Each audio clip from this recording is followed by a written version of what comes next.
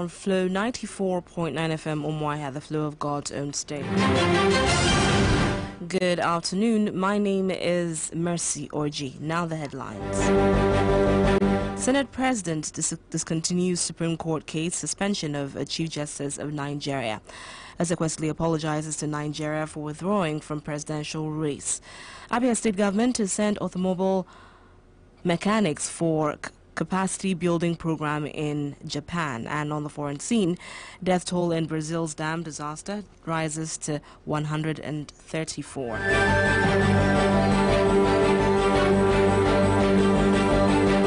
Now the news in details.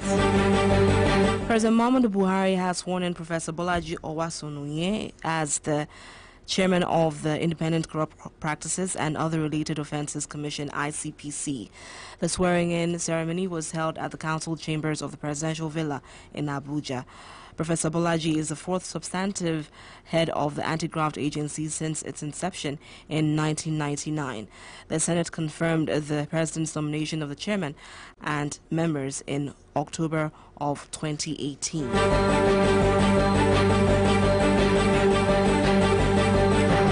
Bayelsa State Governor Henry Siraki Dixon is raising concerns that some persons are playing politics with the security of the country ahead of the February general elections. He also said that while there are hopes that the exercise will be free and fair, there are concerns that the Independent National Electoral Commission, INEC, would not be impartial.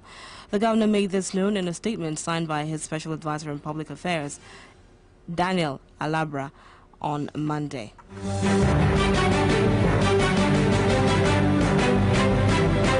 The Senate has ordered the discontinuation of the case filed at the Supreme Court on the suspension of Justice Walter Onnoghen as the Chief Justice of Nigeria.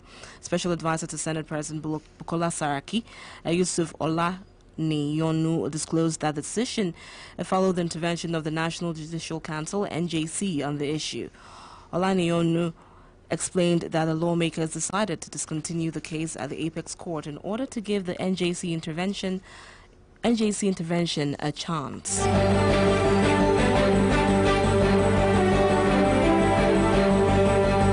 Former presidential candidate of the Allied Congress Party of Nigeria, ACPN, Obiageli Ezekwesili, is apologizing for what she described as an error of judgment in joining the party in her bid to become president.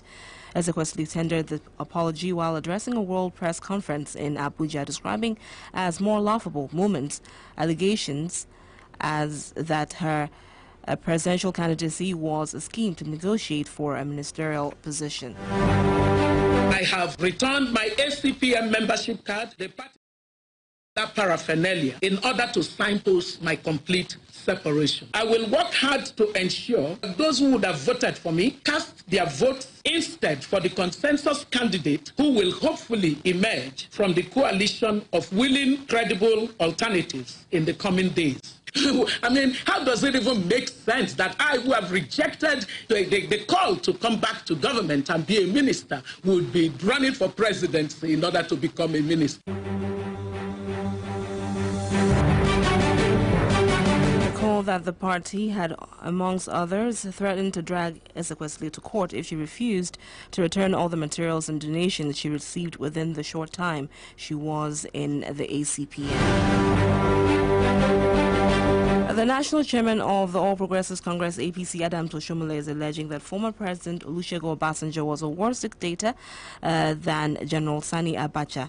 Oshomole made this assertion in reaction to a recent statement by Obasanjo in which the ex-president accused President Muhammadu Buhari for returning Nigeria to an era of impunity. Obasanjo cannot look me to the eye and say those things because he is worse than Abacha. How many people disappear under Abacha's watch compared to the number of Nigerians who disappeared under Obasanjo's watch, including his own Attorney General, who didn't get justice?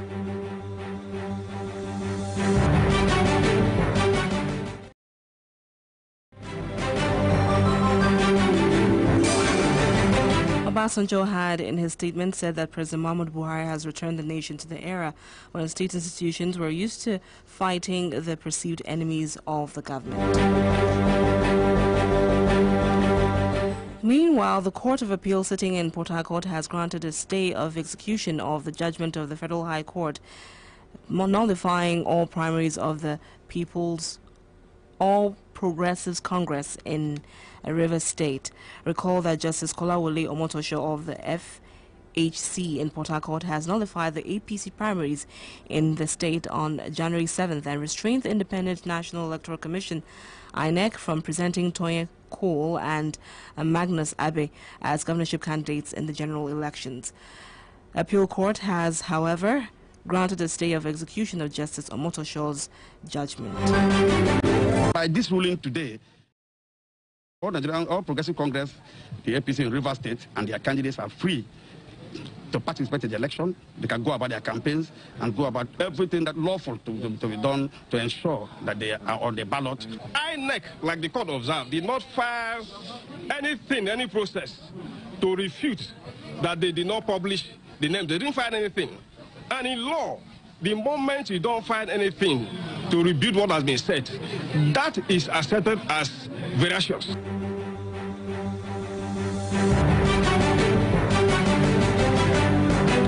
The All Progressives Congress in River State has called on the Independent National Electoral Commission to immediately reinstate its candidates based on Monday's ruling of the Appeal Court, which granted a stay of execution of the judgment of the Federal High Court that nullified APC primaries. A statement signed by the State Publicity Secretary of the APC, Chris Finebone, hailed the ruling of Appeal Court and said that the APC in River State has been vindicated. The Abia Group of Peace and Unity is calling on former Governor Orji Uzokalo to refrain from statements capable of threatening the peace and unity of the state ahead of forthcoming general elections. Addressing journalists in Umuahia, leader of the group, Dr. Anthony Awazwere, alleged that the former governor, through a publication on one of the national dailies, threatened the life of Abia State Deputy Governor Ude Okochukwu.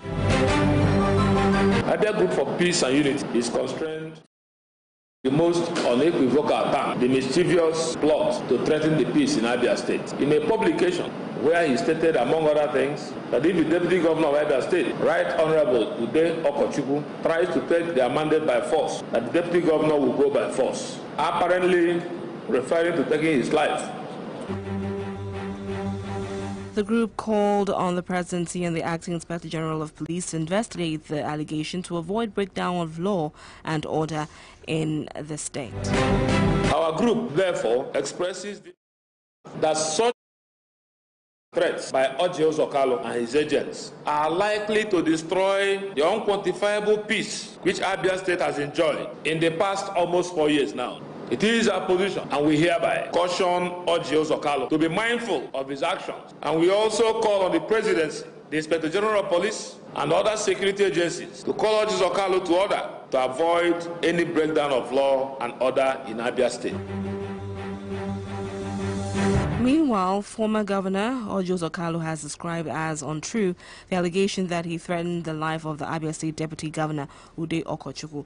Speaking through his media aide, Maduka Okoro, the former governor, said he believes in politics without bitterness, stressing that he was not involved in the alleged act of political violence in Uru Ohonfia local government area.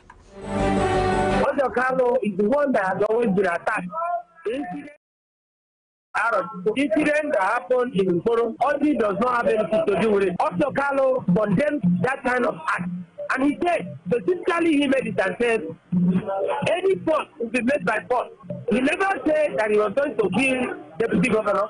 He never said he was going to harm Deputy Governor. But he said that the Deputy Governor of Abia State should be very careful not to tamper with votes, not to tamper with democracy. In Nkoro, allow the people to go and vote. All I'm trying to say is that Dr. Orji Uzokalo is a man of peace. Abia State Governor Okezie Ikpeazu is promising to send automobile mechanics for a capacity building program in Japan in his second term in office. The governor made this promise during a town hall meeting with the Association of Town Union and non-indigenous in Osisioma, where he urged them to support and vote PDP into power in all levels of government, saying that a vote against the party is a vote against infrastructure and economic development. In their separate speeches, Senator T. Orji and Chief Solomon Adelu noted that the governor has done well so far and should be given another tenure to attract more democracy dividends in the area.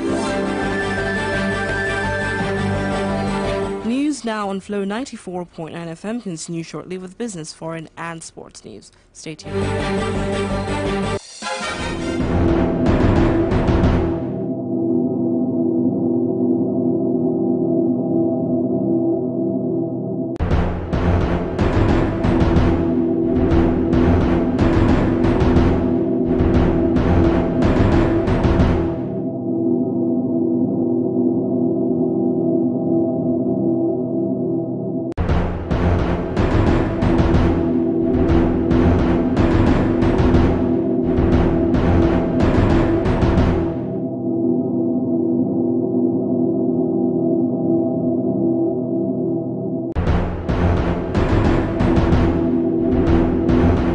Over to the business news. The Minister of Budget and National Planning, Senator Udo Udoma, is of the opinion that the nation's economy will grow by 3.01% this year, compared to a forecast of 2% by the International Monetary Fund. The IMF, in its World Economic Outlook update, said in January that Nigeria's economy would expand more slowly in 2019 than previously predicted, against the backdrop of the recent drop in global crude oil prices.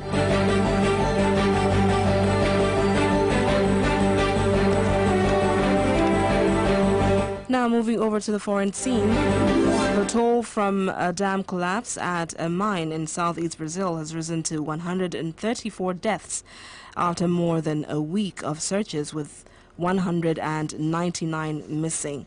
The count show the gradual recovery operation of bodies more than a week after the January 25th disaster at the dam near the town of Brumadinho. Those listed as missing are presumed dead, but not yet located under the layers of muddy mining waste released when the tailings dam broke apart. Almost all the victims were workers at the mine. Now for the sports update, we have David Oku in the studio. Thanks, Mercy. Good afternoon, all, and welcome to Sports News Update at lunchtime. We begin from the Under-20 Africa Cup of Nations. As South Africa Under-20 coach Thabo Senong has demanded total concentration from his players in today's clash against the Flying Eagles of Nigeria. The Amajita and Flying Eagles clash in their second Group A match at the ongoing Under-20 Africa Cup of Nations in Niamey. South Africa played out a 1-1 draw with host Niger in the opening Group A match on Saturday, coming behind to earn a share of the spoils. The Flying Eagles, on the other hand, beat Burundi 2-0 to go top of the standings. And still staying with football, football leaders are working hard to prevent racism and discrimination in the sport, but the government needs to establish a clear plan, says Kick It Out chairman and founder Lord Osley. Sports Minister Mims Davis said on Monday that she will hold an urgent meeting with the game's stakeholders. Lord Osley says recent problems in football reflect those in society. And finally, to the Premier League. Caretaker manager Ole Gunnar Solskjaer has revived Manchester United by unblocking the minds of the players, says his former teammate Jordi Cruyff. United have picked up 22 points in 8 games under Solskjaer after earning 26 in 17 under Jose Mourinho. After starting his spell in charge with a relatively comfortable run of fixtures, United have now won away at Tottenham and at Leicester, that earned positive results against Chelsea, Manchester City and Liverpool in the last 6 weeks. They are now 2 points off the top 4 compared to being 11 adrift when Mourinho was sacked on 18th December. That Premier League story wraps it up on Sports News Update. My name is David Oku. I hand you back to Mercy Orji. Thanks for that, David Oku. You're listening to News Now on Flow 94.9 FM on Wire. Just before we go, let's take another look at our headlines. The Senate discontinues Supreme Court case suspension of Chief Justice of Nigeria. Ezekwesili apologizes to Nigerians for withdrawing from presidential race. Abia State government to send automobile mechanics for capacity building program in Japan. And on the foreign scene, death toll in Brazil's dam disaster rises to 134. Thanks for being with us. Remember, your vote is your right to a better Nigeria. Do not sell it. To join us at 6:45 a.m., noon, and 6 p.m. every weekday for additional newscast. This is Flow 94.9 FM, the flow of God's own state. You can send your views or information to flowfmnews@gmail.com or visit www.flownews.com.ng for more stories. This bulletin was edited by Orji Ndubuizu, supervising editor Samson Eze. I am Mercy Orji. Coming up next by 12:30 p.m.